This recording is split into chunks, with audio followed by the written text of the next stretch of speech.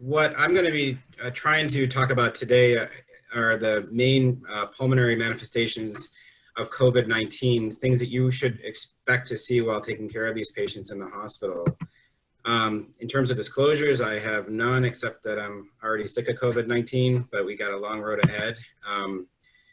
So just to kind of give you an overview of what I'm thinking about, or what I plan on doing today, is I want to first talk about the different radiographic descriptions that you're going to see on your radiology reports, and explain what those look like, and show you some examples. We're going to then go over some radiographic imaging seen in COVID-19 patients. What I'd also like to do then is talk about what is the role of imaging. You know, where do X-ray and CT play a role in managing these people? Because I think, you know, in the beginning we had some recommendations, and I think that's changing as time goes on. And then I want to discuss sort of the incidence of PEDVT. I'm really not going to spend a lot of time on that, and I know we've already had talks on the hypercoagulable state that's seen in this situation, but briefly talk about that. And then I have about 3 cases that I wanted to discuss, which will illustrate some of the scenarios that we're going to run into in the hospital. So this was sort of a nice transition, I thought, to kind of get us to start talking about how to recognize, you know, these patterns on CT and X-ray. So what I'm going to do is first just kind of go over some of these descriptive terms. So, you know, you'll see things such as consolidation. They'll describe something as being interstitial. You'll hear nodule and masses. Remember, the difference between nodule and mass is more than 3 centimeters. Atelectasis, and I have some examples of that. Kind of going over what does ground glass mean, and what is crazy paving, what does that all look like, and what do we need to think about when we see those patterns on X-ray or CT. So when we talk about consolidation, you know, there's different patterns of consolidation. There's the typical lobar consolidation, which you see here, right along you see the minor fissure here. This is the posterior subsegment of the right upper lobe, maybe some anterior subsegment involvement. So that's typically, you know, when we see just lobar consolidation like that, you know, we think there's certain things that go with that pattern, and we'll talk about that. There's descriptions of multifocal consolidation, which the arrows are all pointing to, and then diffuse. And this is something that we might expect to see in someone with ARDS. But when they talk about consolidation, they might give you these different descriptive terms. You know, when I was a fellow at Georgetown, Dr. Roberts would always say, you know, whenever you see sort of this consolidation, almost an alveolar filling pattern, you always want to think about 4 things. You know, it's water, pus, blood, and then protein, or I guess we could say cells, as this chart shows you. But, you know, when you're thinking about, you know, what could be filling the alveolus, you know, water, so heart failure, you may have capillary leak with ARDS, you know, renal failure, you get the more transudative fluid accumulation. Pus, obviously pus is pus, so infection such as a bacterial pneumonia. When you're thinking about blood, you're thinking about, you know, things like vasculitis. So, you know, you think about GPA, lupus, good pastures, trauma. And then, you know, cells, you know, you're thinking about, I mentioned one protein, so pulmonary alveolar proteinosis, that can give you sort of an alveolar filling pattern. Bronchoalveolar carcinoma, now referred to more as adenocarcinoma, organizing pneumonia, and then obviously sarcoid. So just by looking at these patterns of consolidation, you can't necessarily tell what it is, but it at least kind of helps to narrow down sort of your differential. And then in terms of patterns, we went over those different patterns, lobar, diffuse, and then multifocal. When you see those patterns, you can start sort of narrowing down, along with your clinical history, what you think the most likely diagnosis is going to be. Obviously, when we see lobar infections, we're thinking about strep, especially if they're coming from the community. If it's right upper lobe, especially posterior subsegment, you are thinking about tuberculosis. You know, certainly right-sided pneumonias, you're thinking about aspiration. But there's a whole bunch of things that you need to think about and are in your differential. I'm not going to go through all of these, but I'm happy to share these slides, you know, later on if you want to go through it. But this is kind of a nice little overview of sort of a differential diagnosis depending on the pattern of consolidation. Now, what about interstitial? So, you know, interstitial, when you see that, there's different patterns, again, that you'll see with that. One will be linear. So you see on the left side here, when you see these linear peripheral lines, and we're going to go show you an example of this, this would be more what you describe as sort of the curly V lines, which extend about 1 or 2 centimeters from the periphery, or can be more central in origination. A reticular is sort of this mesh-like pattern, and reticular nodule. I think sometimes it can be difficult to differentiate reticular and reticular nodule, but you can, as the name implies, it's sort of this mesh of like markings along with kind of nodular densities mixed in. And then you have nodular. So you have these fine nodules. And again, I'm not saying that these are necessarily specific for COVID. These are just patterns that you're going to see described. And using these pattern descriptions, it should help you with setting up your differential diagnosis. Here's an example of, I'm sorry if these don't all show up great, but this is an example of what interstitial pattern might look like. And if you look to the right, this is sort of a close-up view of what a normal X-ray should look like at the base here, at the right lower lung field. But then you see this arrow pointing to these linear lines. Those are curly V lines, and that's something that you might expect to see in heart failure. You could potentially also see that in lymphangitic spread of cancer, and I have a chart that kind of goes over this. But even to look at it more from the even more microscopic level, when you're looking at the lungs, you're looking at these secondary pulmonary lobules. You have these interlobular septa and intralobular septa, and these are why you're seeing some of these patterns on X-ray. Again, to stay with the theme of interstitial infiltrates, this is the example on the left is what you might see with a reticular nodular infiltrate. The X-ray down here shows a closer up view of what that might look like. Again, you see these sort of linear, almost like the mesh pattern. Then you see these nodules kind of interdispersed throughout. And then the one on the right up here, that's more, this is more nodular, and these are really fine nodules, and they're diffuse. And obviously, if you see a pattern like this, it certainly is a different differential than if you see a pattern like this. So, and then on this last X-ray is what a cystic pattern might look like on X-ray. The CT images are here, and you definitely see these variable size cysts. And again, you know, the differential for this is pretty broad. You know, obviously cystic fibrosis, you need to think about Langerhans cell histiocytosis. So if you have a young, you know, middle-aged smoker and it's more mid to upper lung fields, you might think about Langerhans. And then LAM, if you have a young woman. If you really want to get crazy, Birdhog-Dubé is another cystic lung disease, and that's a little bit more rare, but and again, just to kind of reiterate these patterns, again, looking at patterns in pulmonary, we always look for patterns, and that helps us narrow down our differential. So reticular, again, you can see that in heart failure. You can see that with a viral pneumonia. You can see that with mycoplasma. Pneumocystis can sometimes do it. Usual interstitial pneumonia, and then drugs. So if you see like a mid to lower lung field a reticular pattern, and let's say they have Hodgkin's and bleomycin was part of their medication, or they have rheumatoid arthritis and on methotrexate, and you hear crackles, you might really think about drug-induced lung injury.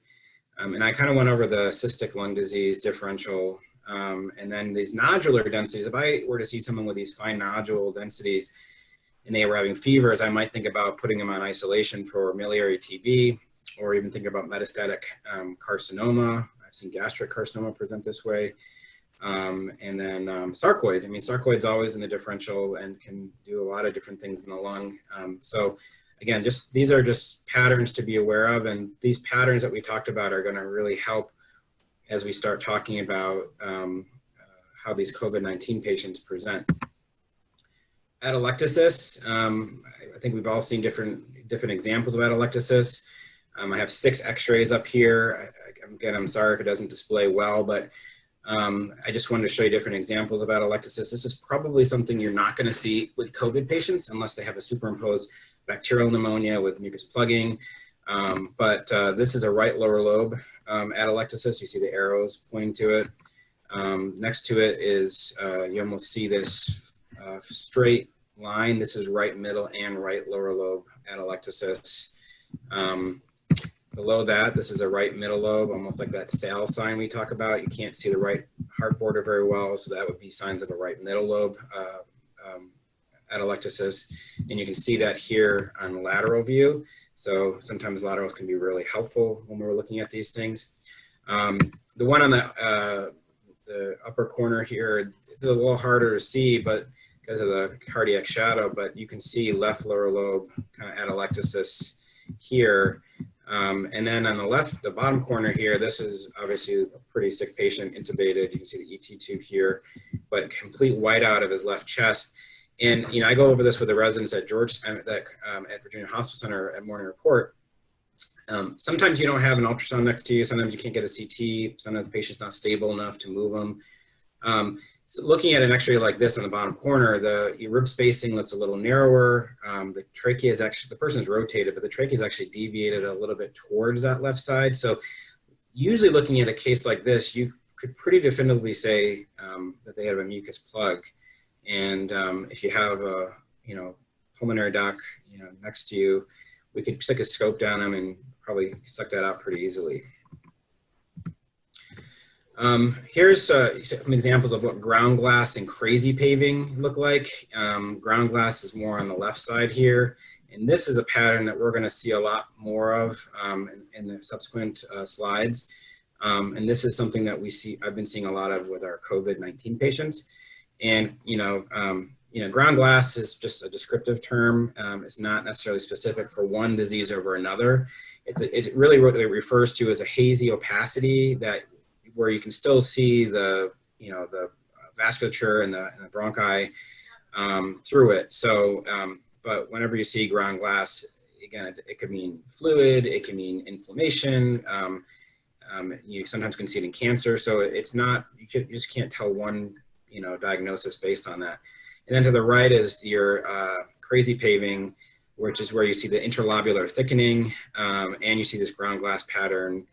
And that has a differential that goes along with it. COVID-19 is certainly on that differential, but a lot of other things can look that way. I remember before Dr. So retired, we had a young guy come in with this type of pattern. And of course, Dr. So said, you know what this could be? This could be PAP, pulmonary alveolar proteinosis. And a lot of us scrambled to kind of look to see what that was. And he was right. But again, it's not specific for one diagnosis over another, but certainly on the differential is COVID when you see this pattern. So another transition point, aren't you going to do something to fight the coronavirus? I'm doing it, stay at home. So, right now, we're kind of in the trenches and trying to figure out how do we manage these people, and we're kind of figuring it out as we go. I think a lot of us have taken care of COVID patients, so we know what the symptoms typically are. Typically, they're going to present with fevers, like almost flu-like symptoms, fevers, fatigue, myalgias, and then usually it's about 5 to 7 days later they start developing these pulmonary symptoms, but sometimes it can develop sooner. Cough. Usually it's a dry cough. I don't see a lot of mucus production with at least patients I've taken care of, and shortness of breath. I have had cases of people with GI symptoms, diarrhea, though they've documented it being less than 5%, but we have had cases where we see that, occasional nausea, vomiting. So we're seeing different presentations, but the main ones are the flu-like symptoms and then the respiratory cough and shortness of breath and extreme hypoxemia. So, this was a big topic up front when we started getting data from China and their experience in Italy. What is the role for imaging, and how can we use imaging to help us to make a diagnosis, or how can it help us in managing these people? The problem is, especially early on in the disease, the sensitivity for imaging is pretty low. So just because you have a normal X-ray or normal CT, if they have these symptoms, does it mean they don't have COVID? And the answer is no. And so, one of the studies that I looked at showed 18% of people who initially presented had normal chest X-ray or CT, even when early in the disease. And then obviously, when they get further on in this illness, the number of normal X-rays and CTs actually is less. And so we're going to go over that a little bit later. When you're looking at patterns on X-rays and CTs, typically it's going to be bilateral, and it's going to be multiple areas of the lung and more of a peripheral and basilar predominance. I think it was back in March, they were almost pushing that we should be getting these CTs on a lot of people to help us aid in the diagnosis. And some of that came from studies mainly from China. And there was a study that came out that was a retrospective study of over 1,000 patients. And they found a very high sensitivity of the CT findings in patients with COVID positive. That the CTs and the COVID positive patients, they tended to correlate. But the interesting thing is that 75% of patients with negative COVID tests still had CT evidence of infection. And out of those patients, I think close to 40 were considered pretty high risk still.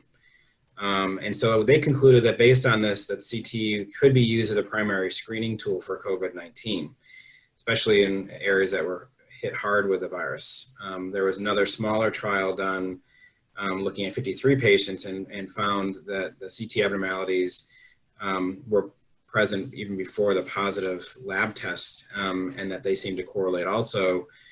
The problem, back then our tests weren't that quick, so I think that's explains some of their findings. But a lot of these trials seem to suggest that the radiographic imaging was very helpful in kind of risk assessing who had COVID and who didn't. Now that's changed a little bit in terms of what we're doing and what we're recommending. So the American College of Radiology made a statement at the end of March and basically mentioned a few things. They said the CDC did not recommend using chest X-ray or CT to diagnose COVID. They still were pushing that the only way to diagnose COVID is really based on our nasal swab PCR, and they continue to recommend if your first test was negative to obtain other samples. And they also stress, which I agree, that the findings on CT are not necessarily specific for COVID per se, as they could happen with other diseases as we saw earlier. So I'm not saying that we shouldn't have imaging as part of our one of our tools to help us manage these people. But I think especially when it comes to risk of exposure to other people, we really have to think twice about, do we really need this image? There was the Fleschner Society came out with another statement and basically said that imaging is not indicated in patients with suspected COVID who have mild features. And we saw earlier that people with mild features may even have normal X-rays and CTs. So just having a normal CT and X-ray does not exclude the possibility of COVID. But they did comment that if you have a patient with worsening respiratory status, that imaging obviously does have a role and can help, in your management, especially if you're going to be dealing with other things that might be superimposed on top of these COVID patients, such as pneumothorax, pneumomediastinum, superimposed bacterial pneumonia. So there certainly are still a role, but really they're still not recommending it as a diagnostic, test. So chest X-ray imaging, we kind of talked about this already, but it can be the X-ray can be normal early on in the disease, especially in the first few days. Although studies that have been done show that over almost 70% of people had abnormal X-rays. People that needed to be hospitalized, about 70% had normal X-rays, and then obviously the longer into their hospital stay, those X-rays got worse, and so majority of them, almost 90%, had abnormal X-rays. The findings are usually, as we've probably all seen clinically, are usually worse, further on in the illness. And that's usually when the respiratory symptoms start anyways. So typical X-ray findings, kind of going back to what we talked about, you're looking at consolidation, you're looking at ground glass opacities. Pleural effusion is pretty uncommon. You know, I'm going to talk about this a little bit later, but to see a pleural effusion, I don't think you can, that if you see that, you have to start thinking about an alternative diagnosis, and they really only reported it in less than 3% of people. So, and again, the distribution, which we talked about, tends to be bilateral, more in a peripheral distribution and more basilar.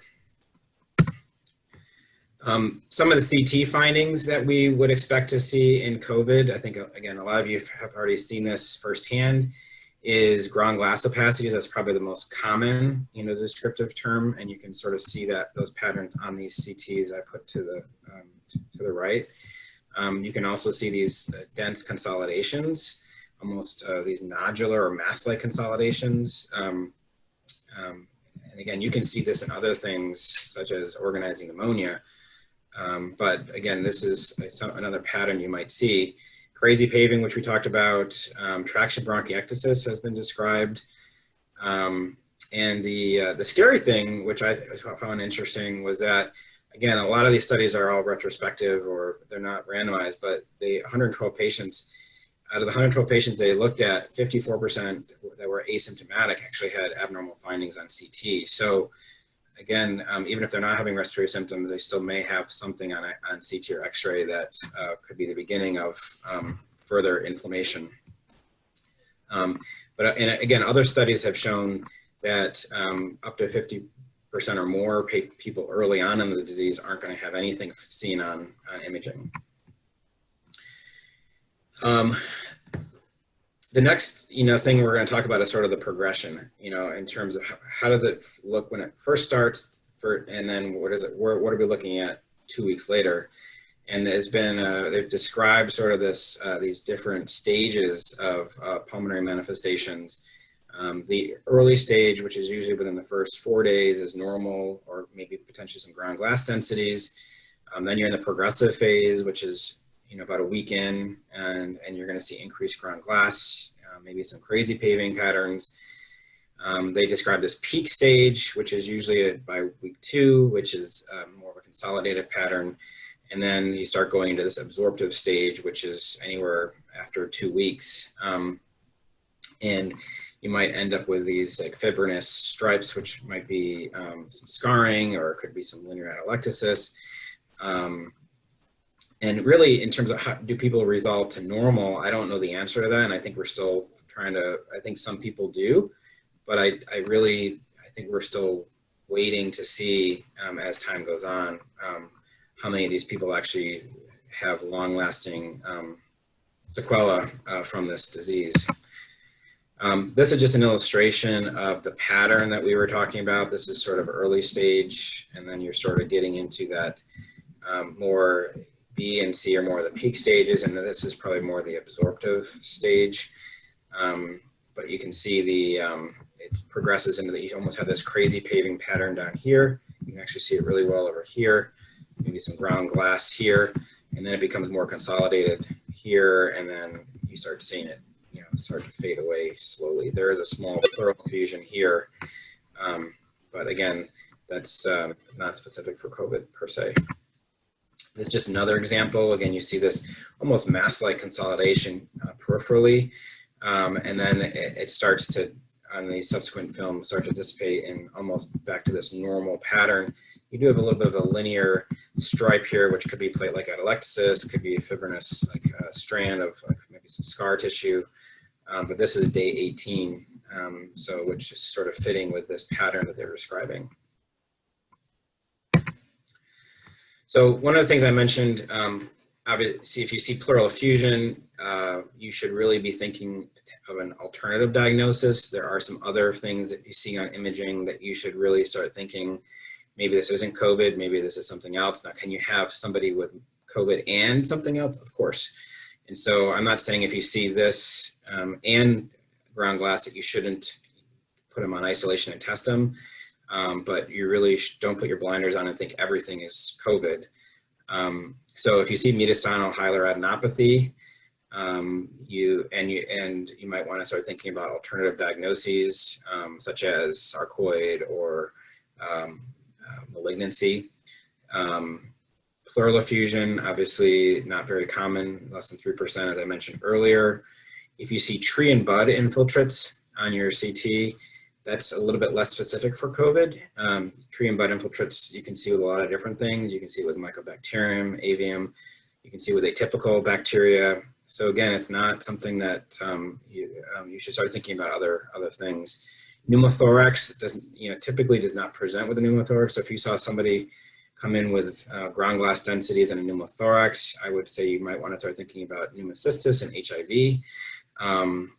And then cavitation, you don't typically see cavitary lesions with COVID. So in that case, you might be thinking about a squamous cell carcinoma, a lung abscess, stuff like that.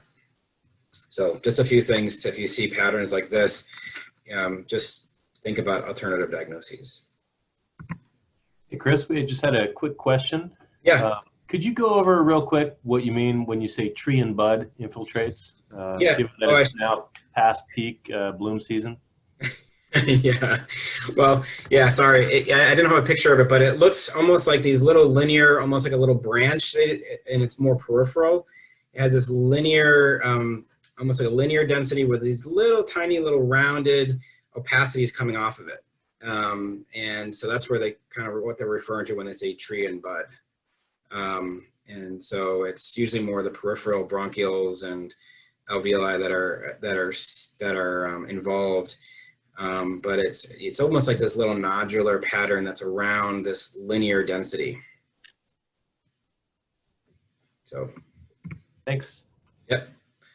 Okay, if you see this, I would be worried. This is a saddle embolism. So this was to serve as a transition to briefly talk about PE and DVT risk in these COVID patients.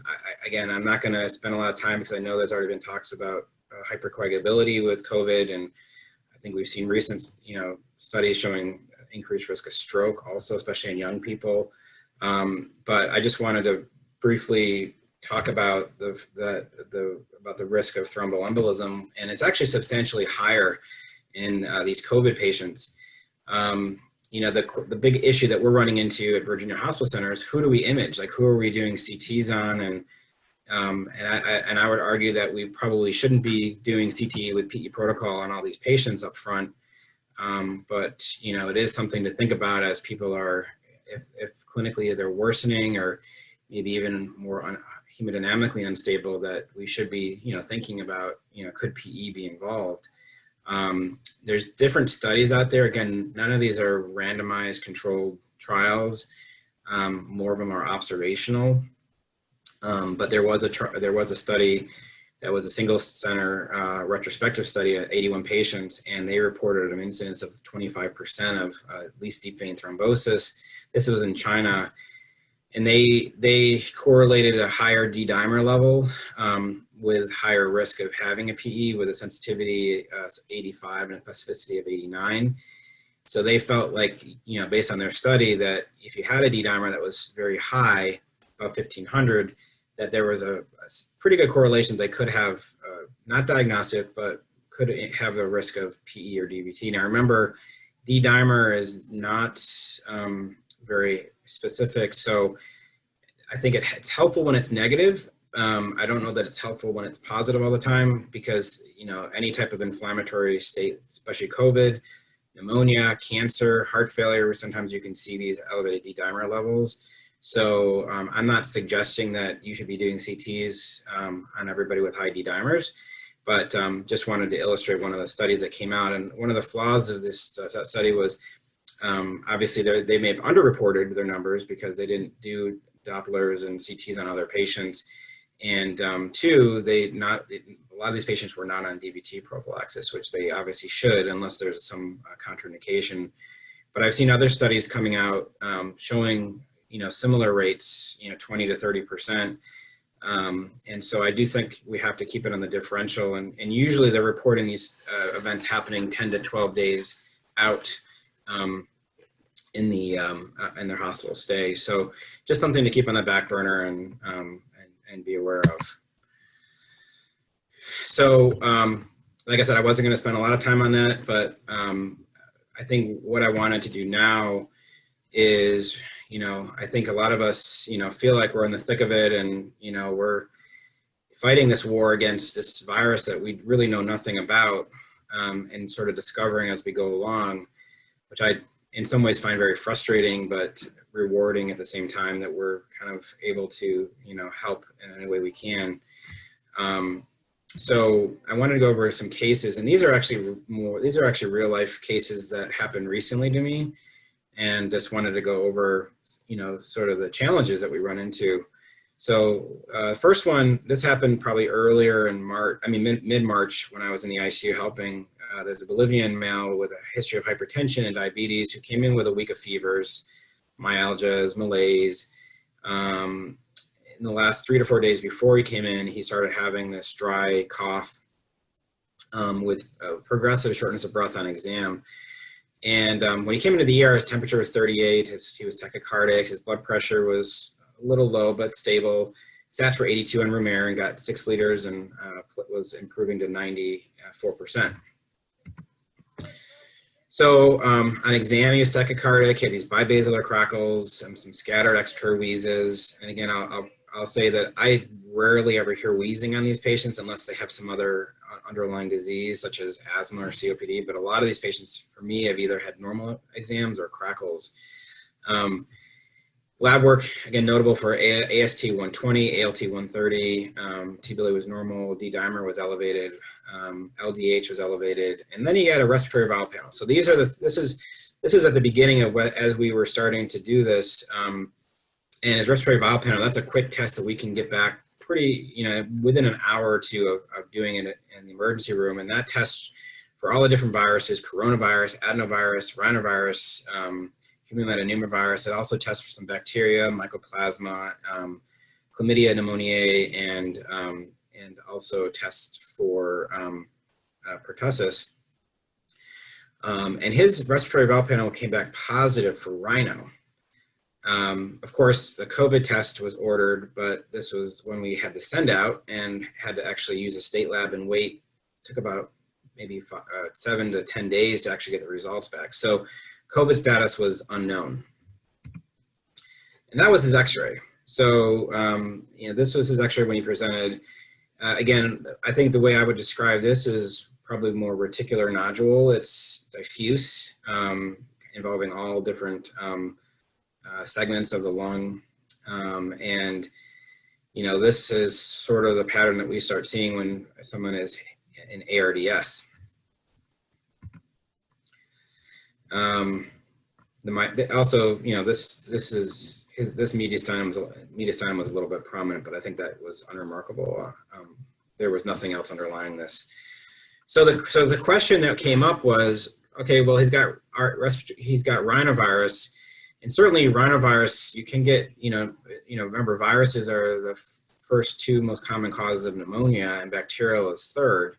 So rhinovirus can certainly cause pneumonia, and so it can certainly give you reticular nodular, but especially at this time in our, with what we're going through, can we say for sure that he just has rhinovirus? And could he also have a co-infection with COVID?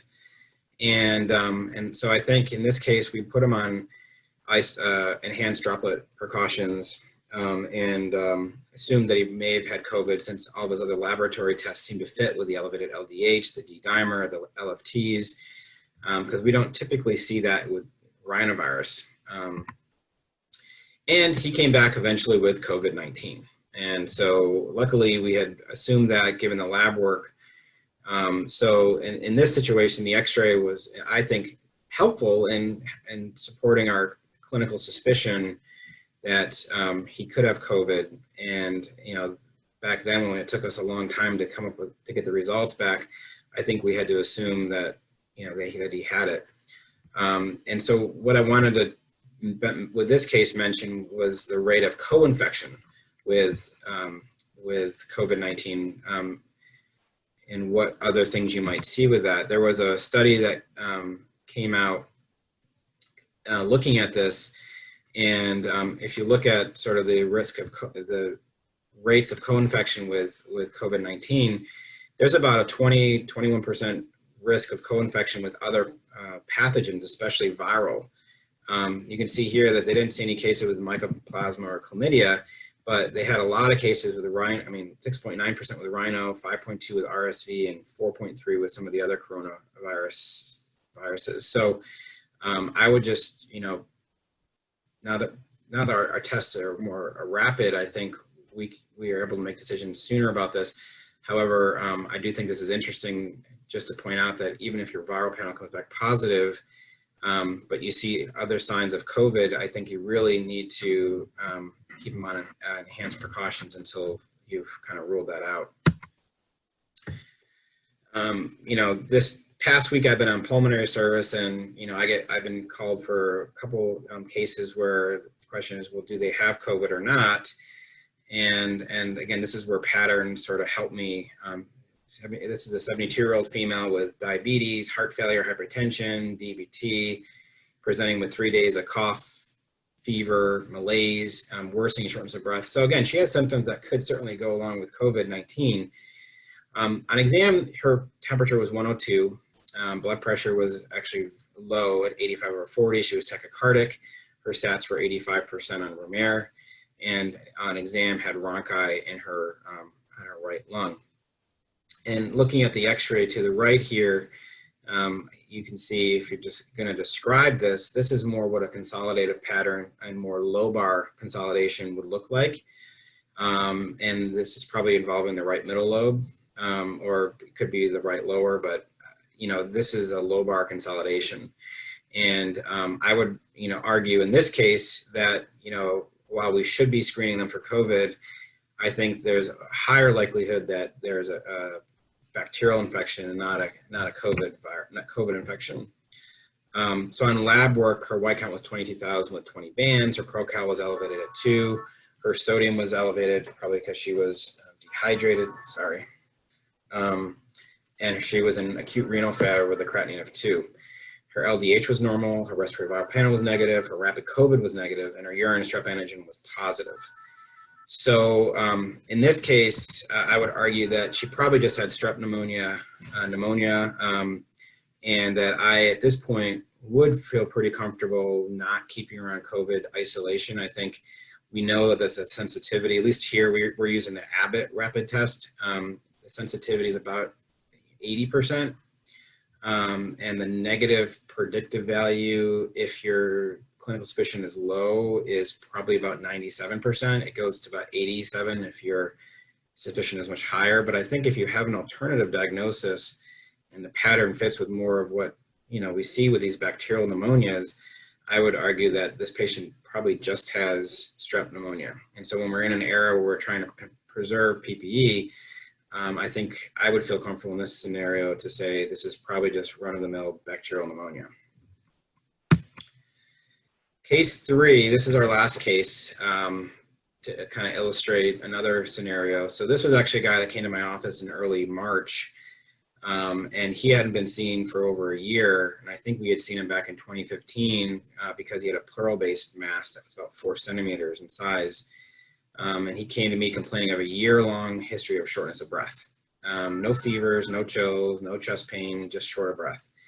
And so on exam, he had decreased breath sounds, dullness to percussion, definitely appeared to have a effusion. I was concerned that obviously with this pleural-based mass that he probably had, this was no malignant effusion. We elected to get a CT just for further evaluation. After he left my office, mid-March, he decided to go to New York City on a train, visit some friends, came back on the 16th, got a CT done. And then at that point, he started feeling kind of crummy. He had, myalgias and fever, just fatigue, just overall not feeling well. So his CT that he had done, the other thing I forgot to mention is he had some diarrhea too. He thought he had some food poisoning. And so he had a CT on the 16th that showed this moderate left pleural effusion. And so I was a little bit worried that this was malignant. I was eventually going to set him up to do an outpatient thora. But then he presented to the emergency room on the 21st, complaining of worsening shortness of breath. Again, these flu-like symptoms, cough, and his new CT, this was a CT from the 16th, and so this is probably more compressive atelectasis from his effusion. This was where his pleural base mass was. You can't see it as well in this, but this is where it was, and it still looks present. It was about the same size, and of note, it was PET negative back in 2015. Now, this obviously was new, this pleural effusion, and then his CT on the 21st, when he presented to the emergency room, feeling pretty crummy, that was his CT, and those were similar cuts, and you can see here. Now what we can see is he's got these new ground glass opacities. So remember, ground glass, this hazy appearance. You can see his airway. You see the blood vessels through it. So these were all new. Obviously, this stuff would stay the same. And so, like I said, the pleural effusions are very uncommon, less than 3%. So I think this was something completely separate. His ongoing shortness of breath was something that he'd been dealing with for a year and probably had this effusion there for a while. But now he probably had a superimposed COVID COVID-19 pneumonia. So he was admitted on oxygen. I did end up doing a thoracentesis on him, which was exudative, but cytology was negative. And so that wasn't very helpful. But we did a test. At that point, again, we were still stuck with the state lab, and the state lab, his COVID test was not back. And so the question is, okay, now where do we go with this? So we elected, I think the smart thing, and I think I would recommend to anybody when you see this, is he got put on isolation for COVID, and we treated him as presumptive COVID. Unfortunately, he ended up needing to be intubated in the ICU, ended up going into acute renal failure, needing hemodialysis. He ended up getting trached. And currently he was able to be moved out to our respiratory step down unit on 6B now. But unfortunately, his condition has not improved, and we stopped dialysis, and he right now is DNR, and but his test did come back 10 days later though, which was a little frustrating. Finally came back positive for COVID. But before this had come back, we had done a rapid test once we got it, and it was positive, but I think we all assumed he probably had it. So I think talking earlier on about the role of imaging, I think when our tests were, not coming back, I think the imaging really helped us in some ways to risk stratify these people and kind of knowing who we should probably isolate. Hey Chris, what's the current turnaround time for the rapid test at VHC? Probably less than an hour. Yeah, I mean, we're actually now doing the rapid COVIDs on anybody coming in to the ER. They're testing everybody, even people coming in for elective outpatient procedures. I mean, we're only doing outpatient procedures if they're emergent. So, but anyone that needs an emergent bronch, we have to do rapid COVIDs, and those come back probably, I mean, within 15, 20 minutes for these outpatients, so that we can feel safe to do these procedures. But I would say definitely less than an hour. And it's really helped us. Now, is it perfect? No. I mean, I've had people who, at least here, the rapid came back negative, and but we had a high clinical suspicion for COVID. I have a guy I'm taking care of right now who has ground glass densities, hypoxic on high flow, LDH elevated, LFTs elevated. So I'm not believing that rapid COVID, and I think he still has it. So, but it's been great, because it was very frustrating early on when we had to wait over a week to get results back. Other questions about what we talked about? I tried to go over sort of the basics of kind of, what I wanted to do is make sure everyone understood sort of these patterns that we talk about on imaging, how the distribution of these patterns can help us in terms of differentiating, one thing from another.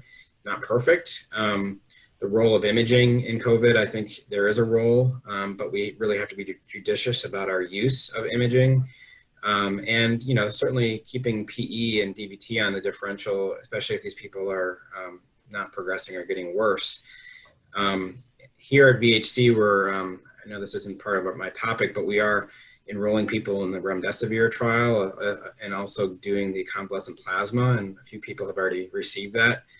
There's been a lot of press about, steroid use and what we should do, and currently it's not recommended by IDSA and I think the CDC, but to be honest with you, I do think there might be a role for steroids at some point with these people, and I don't think there's necessarily a role for it up front when they're first presenting, but there's some suggestion that maybe when their viremic stage is coming down, which is usually after about a week or so, that in their inflammatory cytokine release phase where they're getting a lot of when they're having increased O2 requirement, that might be the inflection point where we might think about using steroids. I've used it on a few patients who've been on high flow and really not making any progress. And I have anecdotally seen some symptomatic improvement and a slow decline in their respiratory and their O2 requirement. And I'm using 40 milligrams of prednisone. I'm not using huge doses. Other studies are looking at like 1 milligram per kilogram. But again, we're still not really sure what we're doing with these patients. We're not using Plaquenil anymore for these patients because it just doesn't help. Hopefully as time goes on, we're going to have a better idea of how to manage these patients better. But So Chris, we have a question from the audience, and I think it has to do, maybe prompted by a patient that we've had here who had pulmonary hemorrhage. And have you seen any patients with COVID-19 who've had concurrent pulmonary hemorrhage? I have not. We have not had any cases, and I haven't really seen that described. But again, we have not had any cases of that here. And then early on, you had in one of the slides, you included that there could be findings of traction bronchiectasis. And would you have expected that that was a preceding finding in people who may have had that anyway, and now you just happen to be doing a CT scan?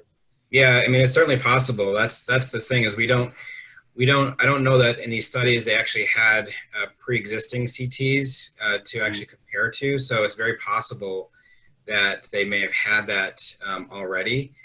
But, I guess it's not unheard of that obviously with chronic inflammation and with an infection like this, it couldn't develop over time.